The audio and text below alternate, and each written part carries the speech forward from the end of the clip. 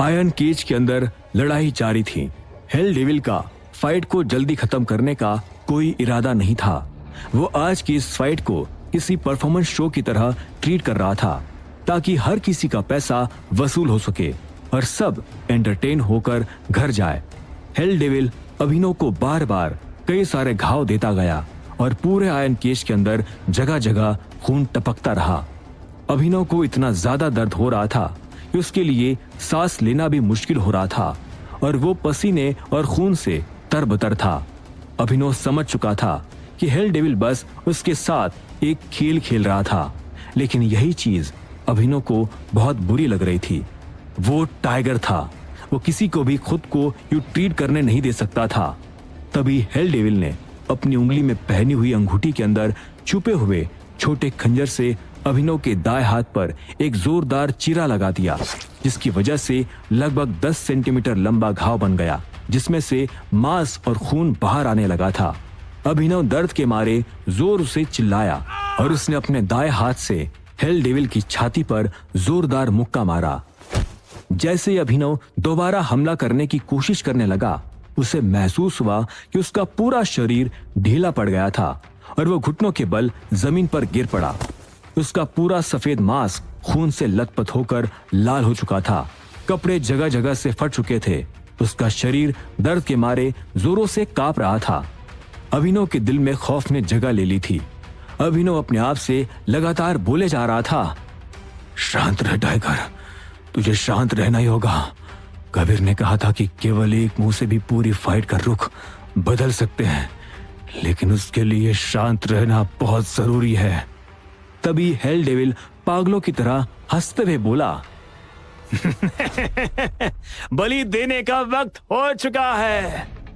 Hello devil ने अपनी उंगली में छुपे हुए खंजर को घुमाया और आखिरी हमला करते हुए चिल्लाकर बोला, तू अभी एक बच्चा है और यहाँ सीधे नर्क से निकले हुए योद्धा का सामना करने आ गया। इस अंडरग्राउंड एरिया में वही लोग सर्वाइव कर पाते हैं। ये एपिसोड टाइगर आर्मी से लिया गया है। दुश्मन को मारने की टेलीग्राम पर सर्च करें टाइगर आर्मी, जिसपे 8000 से ज्यादा मेंबर हैं। उसको ज्वाइन कर ले। सबसे पहले एपिसोड सुनने के लिए शरीर कांप उठा। सारे चैनल वाले यही से एपिसोड कॉपी करते हैं, इसीलिए आपको वॉइस वाला एपिसोड मिलता है। टाइगर आर्मी को ज्वाइन कर लो, सब बिना वॉइस वाले एपिसोड के लिए। छा गई और वो चिल्लाते हुए बोला, जिस इंसान ने इस दुनिया में नाजायज होने का कलंक झेला है, उसने मौत से भी बदतर नर्क अपनी आंखों से देखा है, तो फिर मुझे अब मौत का कोई डर नहीं है। हेल डेविल हैरान होते हुए बोला, क्या क्या कहा तूने? यही रिएक्शन आयरन केज के बाहर खड़ी ऑडियंस का भी था। वुल्फ ने सिर हिलाते हुए कहा, हेल डेविल ने बहुत बड़ी गलती कर दी। कबीर भी मुस्कुराते हुए बोला, अब देखो असली खेल। चारों तरफ हो रहे शोर, आंखों में चमक रही तेज रोशनी और पूरे बदन में हो रहे दर्द के बावजूद भी इस वक्त अभिनव बहुत ज्यादा शांत था। वो अपने पैरों पर खड़ा हुआ और अपने सामने खड़े हेल डेविल को घूरने लगा। अभिनव ने बचपन से ही कठिनाइयां झेली थी। भले उसका शरीर इस वक्त उतना ताकतवर नहीं था, लेकिन उसका दिमाग हर सिचुएशन से लड़ने के काबिल था और वो पहले भी एक बार ऋषिराज से लड़ते हुए मौत का सामना कर चुका था। और अब एक बार फिर मौत को इतने करीब से देखने के बाद अभिनव के अंदर से सारा डर गायब हो चुका था। भीड़ में खड़े लोग जिन्होंने अभिनव के खिलाफ पैसे लगाए थे चिल्ला रहे थे, इम्पॉसिबल, वो अपने पैरों पर वापस कैसे खड़ा हो रहा है? इतनी चोट सहने के बाद बड़े से बड़ा फाइटर भी बेहोश हो जाता है। अभिनव को इतना शांत देखकर हेल डेविल के दिल में भी एक घबराहट की लहर दौड़ गई। वो हमेशा ही अपने दुश्मनों को धीरे धीरे घाव देकर तड़पाता था और उनको खत्म करने से पहले उनकी फाइटिंग स्पिरिट को टूटते हुए देखकर खुश होता था। लेकिन मौत के इतने नजदीक होने के बावजूद अभिनव की हिम्मत को देखकर वो हैरान था। बिना एक भी पल गवाए हेल डेविल ने अपनी अंगूठी में छिपा हुआ खंजर बाहर निकाला, जिस पर सारी ऑडियंस की नजर चली गई। अभिनव मुस्कुराते हुए बोला, आखिरकार तुम घबरा गए। अभिनव का कॉन्फिडेंस हेल डेविल को नर्वस कर रहा था और वो एक पल के लिए डिस्ट्रैक्ट हो गया। उसी एक पल में अभिनव बिजली की तेजी से आगे बढ़ा और हेल डेविल के खंजर से बचता हुआ उसके बहुत करीब पहुंच गया और पूरी ताकत लगाकर एक जोरदार घुसा उसके गले पर दे मारा। टाइगर आर्मी को ज्वाइन हेल डेविल के गले से घुटी हुई चीख निकली और वो अगले ही पल जमीन पर बेजान लाश की तरह गिर पड़ा। टेलीग्राम पर सर्च करे टाइगर आर्मी फाइटिंग एरेना में, जिसपे 8000 से ज्यादा मेंबर है, उसको ज्वाइन कर ले सबसे पहले एपिसोड सुनने के लिए। नजरें अभिनव सारे चैनल वाले यही से एपिसोड कॉपी करते हैं, अभिनव इसीलिए आपको वॉइस वाला एपिसोड मिलता है और सीधे टाइगर आर्मी को ज्वाइन कर लो, तरफ जाने लगा। सब बिना वॉइस वाले एपिसोड के लिए। कितना जोरदार मुक्का गले पर पड़ने से अगर हेल डेविल मरा नहीं होगा तो मौत के बहुत करीब जरूर पहुंच गया होगा। तभी एक इलेक्ट्रिक बजर बजा और आयरन केज का दरवाजा खुल गया। उस आवाज को सुनकर रेफरी, जो अपनी जगह पर जम चुका था, वापस होश में आया और उसने फाइट का रिजल्ट अनाउंस किया।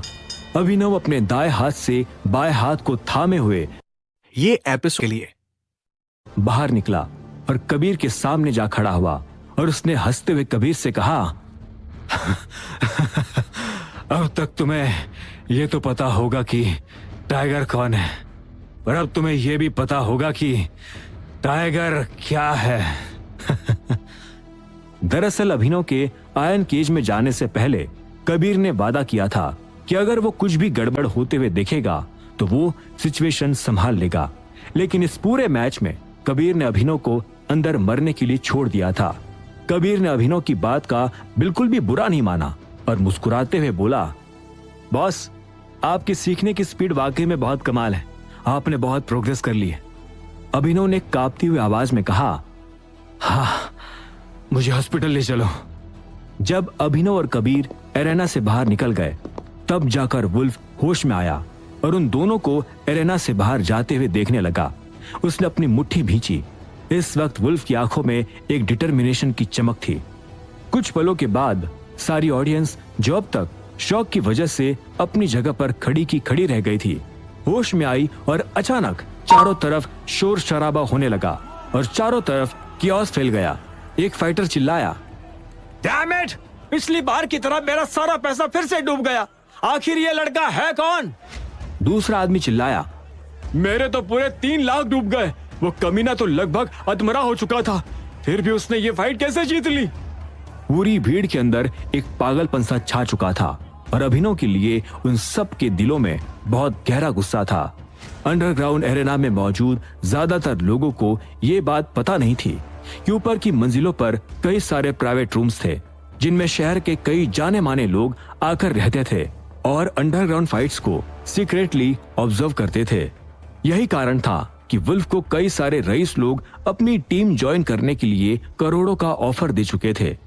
ऐसे एक प्राइवेट रूम में बहुत धीमी रोशनी चल रही थी, पर एक बड़ी सी ग्लास विंडो के पास एक आदमी चुपचाप खड़ा था।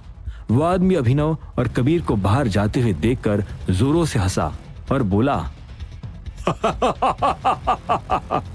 मैंने उम्मीद नहीं की थी कि तुम इतने कमाल के होंगे।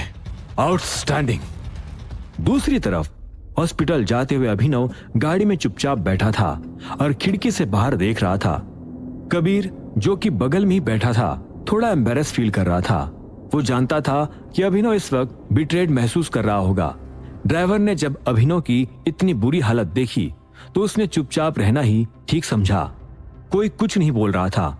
थोड़ी देर बाद आखिरकार कबीर ने हिम्मत जुटाई और बोला, ये एपिसोड टाइगर आर्मी से लिया गया है। आपको धोखा नहीं देना। टेलीग्राम पर सर्च करे टाइगर आर्मी, जिसपे 8000 से ज्यादा मेंबर है, उसको ज्वाइन कर ले सबसे पहले एपिसोड सुनने के लिए। सारे चैनल वाले यही से एपिसोड कॉपी करते हैं, इसीलिए आपको वॉइस वाला एपिसोड मिलता है। टाइगर आर्मी को ज्वाइन कर लो, सब बिना वॉइस वाले एपिसोड के लिए। गंभीर होने लगी और वो आगे बोला, माना कि मैं इतने ताकतवर फाइटर से पहले कभी नहीं लड़ा, लेकिन मैंने कई बार मौत का सामना किया है। अगले पल अभिनव अचानक हंसा और बोला, कभी तुमने देखा है एक 4 साल के बच्चे को अनाथ आश्रम में 12-14 साल की उम्र वाले लड़कों से अकेले लड़ते हुए? मुझे तरह तरह की बातें सुनाई गई, मुझे बहुत मारा भी गया, नींद में सोते हुए मेरा गला दबाने की कोशिश हुई। खेल खेल के बहाने चलती गाड़ी के आगे धकेल दिया गया और भी न जाने क्या क्या, लेकिन मैंने कभी भी हार नहीं मानी। हर बार मैं मौत का सामना करने के बाद वापस उठकर खड़ा हो गया, क्योंकि ये अंगूठी मेरे पास थी। पापा के किए वादे ने कभी मुझे हार नहीं मानने दी। अभिनव ने धीरे से मुड़कर कबीर की ओर देखा। उसकी आंखें बिल्कुल लाल हो चुकी थी और वो मुस्कुराते हुए बोला, मैं पिछले 20 सालों से रोज मौत का सामना करता आया हूं, मुझे उसका कोई डर नहीं है। कबीर कुछ कहने वाला था, लेकिन अभिनव ने बीच में ही बात काटते हुए कहा, मैं जानता हूं कि तुम लाशों के ढेर बिछाते हुए आज इस पोजीशन में पहुंचे हो।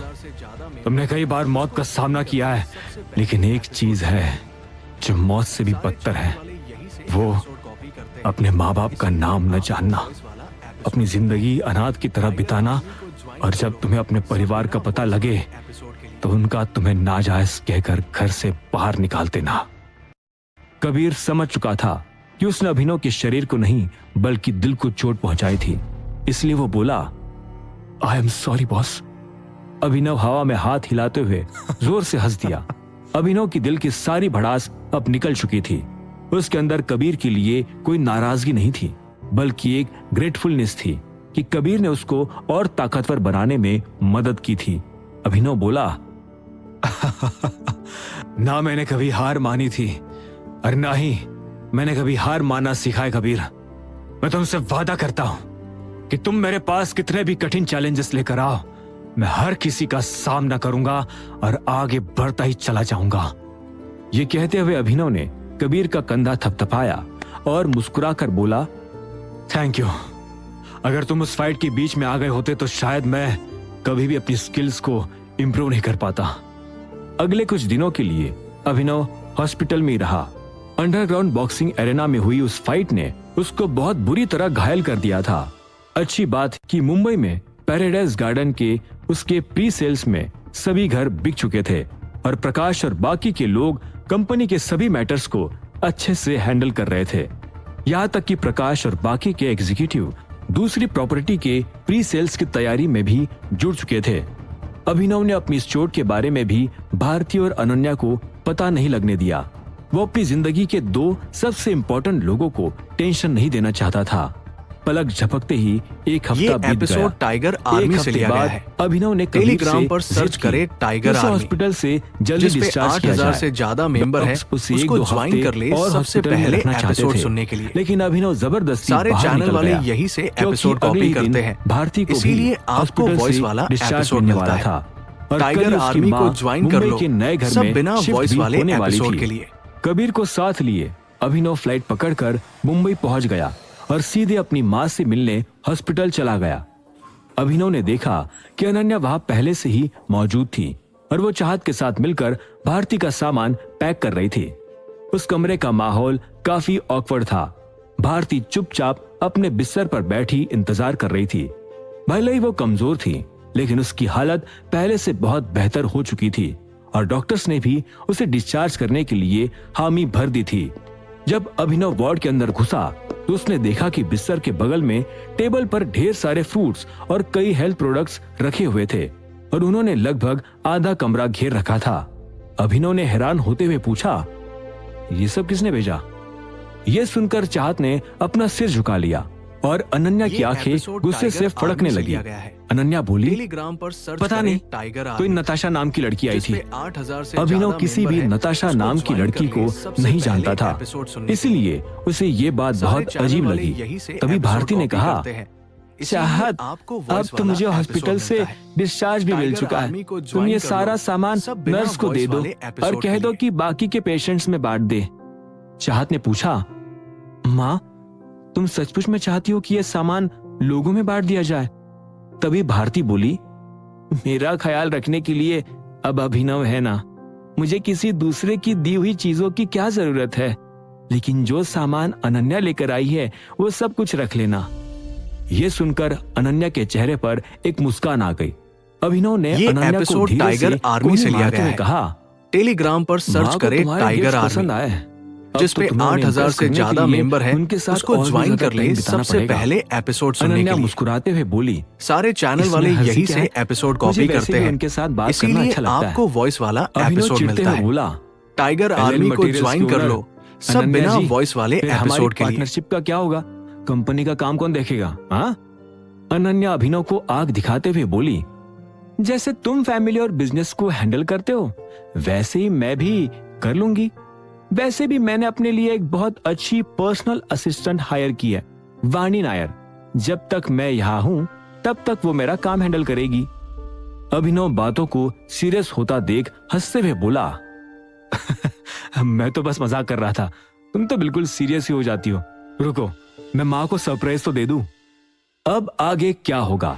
क्या नताशा भारती का इस्तेमाल करके अभिनव तक पहुंच जाएगी, या फिर वो वरुण को भारती की लोकेशन बताकर अभिनव से पैसे निकलवाने में कामयाब हो जाएगी? आखिर क्या होगा जब चाहत और अभिनव फिर से होंगे आमने सामने? जानने के लिए सुनते रहिए आगे। अभिनव मुस्कुराते हुए भारती की ओर देखते हुए बोला, माँ, आज आप हॉस्पिटल से डिस्चार्ज हो रही हो तो हम इसके बाद सीधा अपने नए घर में जाएंगे। नए घर में? भारती ने हैरान होकर पूछा। अभिनव, मोंटी भी नए घर के बारे में कुछ बोल रहा था, तुमने मुंबई में नया घर कब लिया? अनन्या ने मुस्कुराते हुए भारती का हाथ थाम लिया और बोली, आंटी चलो ना, ये अभिनव का आपके लिए एक सरप्राइज है। अनन्या ने इतने प्यार से बोला था कि भारती ने दोबारा कोई सवाल पूछना ठीक नहीं समझा और हाँ में सिर हिला दिया। थोड़ी देर में भारती का सारा सामान पैक हो चुका था और डिस्चार्ज का फॉर्म भी भर दिया गया था। अभिनव, भारती और बाकी लोग दो अलग अलग गाड़ियों में बैठकर हॉस्पिटल से निकल गए। ये एपिसोड टाइगर आर्मी से लिया गया है। मोंटी को फोन टेलीग्राम पर सर्च करे टाइगर आर्मी, कहाँ है तू? जिसपे 8,000 से ज्यादा मेंबर हैं, उसको ज्वाइन कर ले सबसे पहले एपिसोड सुनने के लिए। अकॉर्डिंग सारे चैनल वाले यही से एपिसोड कॉपी करते हैं, इसीलिए आपको वॉइस वाला एपिसोड मिलता है। टाइगर आर्मी को ज्वाइन कर लो, सब बिना वॉइस वाले एपिसोड के लिए। जिंदगी में ये सब काम खुद से कभी नहीं किया। अभिनव मुस्कुराते हुए बोला, कोई बात नहीं, हर काम का कभी ना कभी फर्स्ट टाइम होता ही है। माँ हमेशा से चाहती थी कि नए घर में भगवान की पूजा के साथ ही गृह प्रवेश हो। मोंटी ने जवाब दिया, तू टेंशन मत ले, सारी तैयारियां फर्स्ट क्लास है। नताशा को इस सब के बारे में सब कुछ पता है, उसने मेरी बहुत हेल्प की। तभी अभिनव के दिमाग में नताशा का नाम गूंज गया। ये नाम उसने थोड़ी देर पहले हॉस्पिटल में भी सुना था। अभिनव के चेहरे पर एक क्यूरियोसिटी छा गई और वो बोला, आखिरकार ये नताशा है कौन? वो हॉस्पिटल में भी माँ के कमरे में बहुत सारे फ्रूट्स और हेल्थ प्रोडक्ट्स रख गई थी, चक्कर क्या है? दूसरी तरफ से मोंटी खुश होते हुए बोला, तेरे भाई का चक्कर है, बस यही समझ ले। अच्छी लड़की है, बैंक में नौकरी करती है, यही मुंबई में। एक्चुअली आंटी हॉस्पिटल में थी ना, तो बैंक की तरफ से कोई हेल्थ इंश्योरेंस का प्लान देने आई थी, बस वही तेरे भाई के साथ बातचीत हो गई।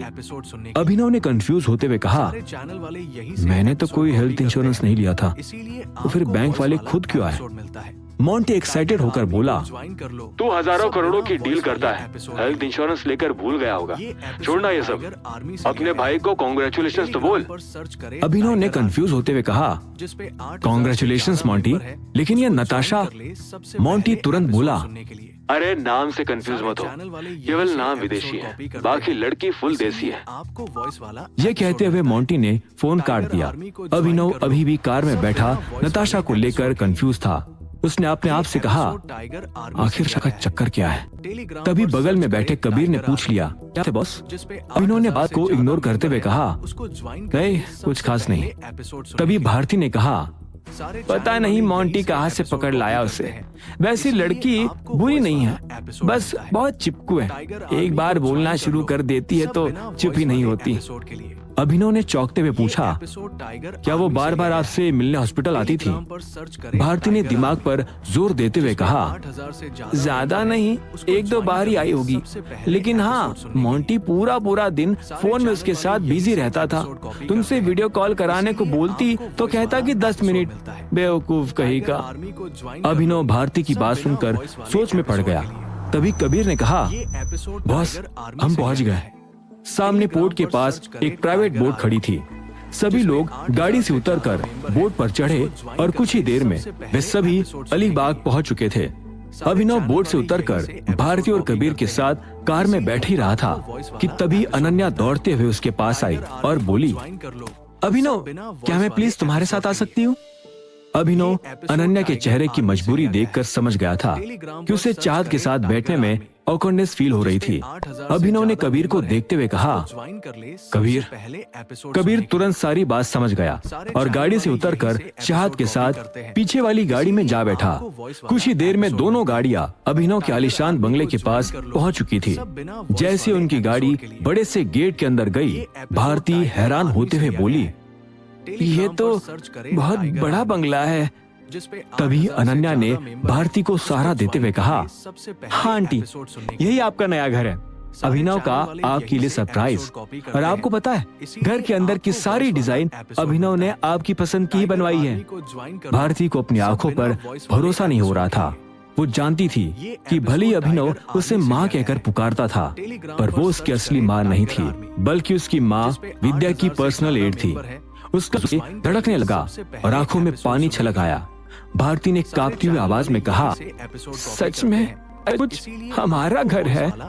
आरती भी अच्छी तरह से जानती थी कि मुंबई जैसा शहर कितना महंगा था और वहाँ भी इतनी और प्राइवेट जगह पर घर खरीदना कितना मुश्किल था। उसे अभिनव से इस तरह के गेस्चर की उम्मीद नहीं थी। घर के आगे का बड़ा सा हरा भरा लॉन और लॉन के बीच में लगे फाउंटेन को देखकर भारती ने कहा, ये किसी फिल्म का सेट लग रहा है। क्या ये सचमुच? अपनी बात पूरी किए बिना ही भारती अभिनव की तरफ देखने के लिए मुड़ी, लेकिन उसे अभिनव आसपास नहीं दिखा। तभी उसे चाबी से दरवाजा खोलने की आवाज आई। भारती ने दरवाजे की तरफ देखा तो अभिनव दरवाजा खोलकर मुस्कुराते हुए बोला, माँ, वेलकम होम। चाहत और अनन्या के सहारे भारती दरवाजे तक पहुंची और आंखों में आंसू लिए अभिनव को गले लगा लिया और बोली, घर बहुत ही अच्छा है बेटा, भगवान तुझे खूब तरक्की दे। मुझे तेरे ऊपर बहुत गर्व है। अगर आज विद्या यहाँ होती तो बहुत खुश होती। ये सुनकर अभिनव की आंखों में भी आंसू आ गए और वो रोंदे हुए गले से बोला, काश आज का ये दिन देखने के लिए माँ और पापा भी यहाँ मौजूद होते हैं। शायद उन्हें भी मेरे ऊपर गर्व होता। तभी भारती ने अभिनव के आंसू पूंछते हुए कहा, वो ये एपिसोड टाइगर आर्मी से लिया गया है। जरूर टेलीग्राम पर सर्च करें टाइगर आर्मी, तुम पर बहुत गर्व जिसपे 8000 से ज्यादा मेंबर हैं। उसको ज्वाइन कर ले सबसे पहले एपिसोड सुनने के लिए। पार होते हुए सारे चैनल वाले यहीं से एपिसोड कॉपी करते हैं, इसीलिए आपको वॉइस वाला एपिसोड मिलता है। टाइगर आर्मी को ज्वाइन कर लो, सब बिना वॉइस वाले एपिसोड के लिए। घर के अंदर चलते हैं। ये नजारा देखकर वहाँ मौजूद सभी लोग इमोशनल हो गए, खासकर चाहत, जैसे सच्चे दिल के लड़के के साथ बहुत बड़ा धोखा किया था। उसके लिए अभिनव की ओर देखना भी बहुत मुश्किल था, क्योंकि अभिनव का मुस्कुराता हुआ चेहरा उसके दिल को दिल से भर देता था। जैसे ही भारती और अभिनव ने घर के अंदर पहला कदम रखा, अचानक जोर का धमाका हुआ और ढेर सारे फूलों की बारिश होने लगी। भारती और अभिनव एक पल के लिए चौंक गए। तभी मोंटी मुस्कुराता हुआ आगे आया और बोला, आंटी, आपके नए घर में आपका बहुत बहुत स्वागत है। Welcome welcome. सामने बड़े से हॉल में बड़ा सा आर्टिफिशियल हवन कुंड और बाकी की पूजा की तैयारियां देखकर भारती ने धीमे से पूछा, ये सब क्या है? अभिनव भारती से कुछ कहने वाला था कि तभी पीछे से नताशा अभिनव को अदा भरी नजरों से देखकर मुस्कुराते हुए बोली, वेलकम आंटी। वो एक्चुअली अभिनव सर चाहते थे कि नए घर में पूजा के साथ साथ आपका गृह प्रवेश हो, तो ये सब उसी की तैयारी है। नताशा को देखते ही भारती का मुंह बन गया और वो धीमे से बोली, ये तो किसी बोतल की तरह पीछे ही पड़ गई। मोंटी ने पूछा, सॉरी, कुछ सुनाई नहीं दिया आंटी, क्या कहा आपने? भारती ने नकली मुस्कान के साथ कहा, मैं तो बस ये कह रही थी कि पूजा की तैयारियां तो तू अकेला भी कर सकता था। इस बेचारी लड़की को यहाँ क्यों ले आया? इसको बेकार में ही बैंक से छुट्टी लेनी पड़ी होगी। नताशा पास आकर भारती का हाथ थामते हुए बोली, नो प्रॉब्लम आंटी, मोंटी को हेल्प चाहिए थी तो मैं चली आई, और फिर अनजान शहर में अपने ही तो काम आते हैं। भारती ने केवल एक नकली मुस्कान दी और बात को खत्म करना ही ठीक समझा। दूसरी तरफ अभिनव ये सब देखकर हैरान था और वो मोंटी के कानों में धीमे से बोला, ये तेरी अपनी कब से हो गई और तू इसे घर में क्यों लेकर आया है? This is my private home. Monty मुस्कुराते हुए बोला, अपनी नहीं है तो अपनी हो जाएगी। मुझसे बहुत प्यार करती है और है भी कितनी क्यूट और हेल्पफुल, वरना मुझे पूजा के बारे में कहाँ कुछ पता है। अभिनव नाराजगी से बोला, लेकिन तूने मुझसे पूछा भी नहीं। इससे पहले कि अभिनव अपनी बात पूरी कर पाता, उससे पहले ही मोंटी ने बीच में बात काटते हुए कहा, अरे छोड़ना ये सब, आंटी जल्दी अंदर जाओ, हम आप ही का वेट कर रहे थे। पंडित जी तो कब से घर जाने की रट लगाए हुए हैं, किसी तरह उनको रोका है मैंने। चलिए आइए पंडित जी, पूजा शुरू कीजिए। अभिनव ने भी बात को ज्यादा बढ़ाना ठीक नहीं समझा। सभी लोग हवन कुंड के चारों तरफ बैठ गए और जल्द ही गृह प्रवेश की पूजा शुरू हो गई। इस दौरान भारती अभिनव और अनन्या को साथ में बैठे देखकर बहुत खुश हो रही थी। दूसरी तरफ उसी बड़े से बंगले के लॉन में नताशा अपने फोन पर फुसफुसाते हुए बात कर रही थी। तुम लोग मुंबई पहुंच गए हो ना? सामने से वरुण की आवाज आई। हाँ, हम लोग तो कल ही आ गए थे। अब जल्दी बताओ भारती आखिर है कहाँ? अगर उसे किडनैप भी करना पड़े तो मैं खुद आकर ये काम करूंगा। तभी पीछे से समता ने फोन छीनते हुए कहा, कितनी बार कहा है कि तू अपना दिमाग मत लगाया कर। अगर घी सीधी उंगली से निकल रहा है तो उंगली टेढ़ी करने की जरूरत क्या है? मैं अभिनव को वैभवी से फिर से शादी करने के लिए ऐसे ही मना लूंगी। फिरौती के 1-2 करोड़ लेने से अच्छा है कि अभिनव के ससुराल वाले बनकर हम धीरे धीरे उसकी सारी प्रॉपर्टी हड़प ले। नताशा ने कहा, मैं अभी आपको एड्रेस मैसेज कर रही हूँ, लेकिन एक बात का ध्यान रखना, इन सब में मेरा नाम कहीं नहीं आना चाहिए। समता ने नकली मुस्कुराहट के साथ कहा, टेंशन मत ले बेटा, तुम इस घर की होने वाली बहू हो, फिर मैं तुम्हारा नाम क्यों लूंगी? ये कहते हुए समता ने फोन काट दिया। नताशा ने जल्दी से वरुण को अभिनव के अलीबाग वाले बंगले का एड्रेस सेंड कर दिया। इससे पहले कि वो वापस अंदर जाती, उसके फोन पर कॉल आया जिस पर पुखराज गढ़वाल का नाम चमक रहा था। नताशा ने इधर उधर देखते हुए फोन काट दिया और वो वापस घर के अंदर जाने लगी। लेकिन उसे नहीं पता था कि अभिनव दूर खिड़की के पास खड़ा होकर उसे नोटिस कर रहा था। गृह प्रवेश की पूजा खत्म हो चुकी थी और सभी लोग सोफे पर बैठकर बातचीत कर रहे थे। तभी चाहत ने मोंटी से पूछा, मोंटी जल्दी से खाना भी लगवा दो, मम्मी का दवाई लेने का टाइम हो रहा है। खाने का नाम सुनते ही मोंटी अकबका गया और नताशा की ओर ताकने लगा और बोला, नताशा खाने का क्या हुआ? नताशा ने भी हड़बड़ाहट में कहा, तुमने खाने को लेकर तो कुछ कहा ही नहीं था, मुझे लगा कि तुमने बाकी का इंतजाम कर लिया होगा।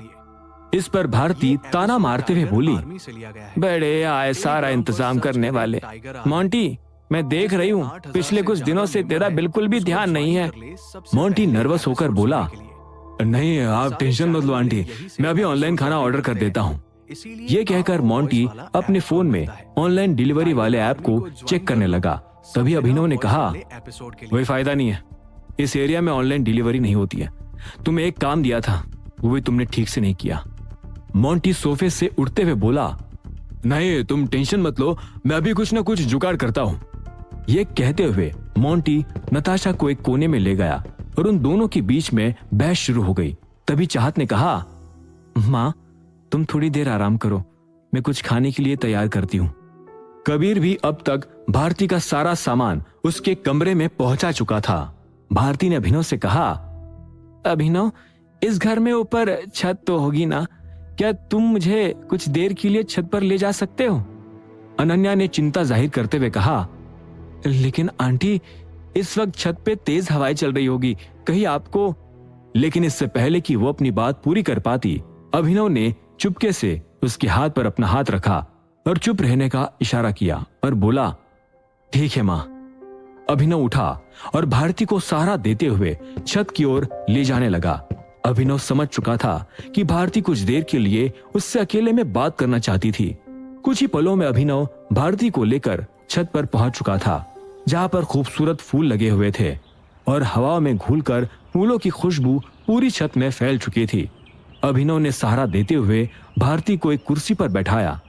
भारती के चेहरे पर एक मुस्कान थी और उसने कुछ भी कहने से पहले एक बार इधर उधर देखना ठीक समझा। अभिनव बगल की कुर्सी पर बैठते हुए बोला, माँ, तुम्हें जो भी बात करनी है बेझिझक कहो, यहाँ छुपकर सुनने वाला कोई नहीं है। अब आगे क्या होगा? आखिर भारती अभिनव से क्या बात करना चाहती है? क्या एक ही छत के नीचे रहने से चाहत और अभिनव के बीच में फिर से कोई झगड़ा हो जाएगा? क्या नताशा मोंटी को इस्तेमाल करके अभिनव के खिलाफ कर देगी, या फिर अभिनव नताशा की चाल को पकड़ लेगा? जानने के लिए सुनते रहिए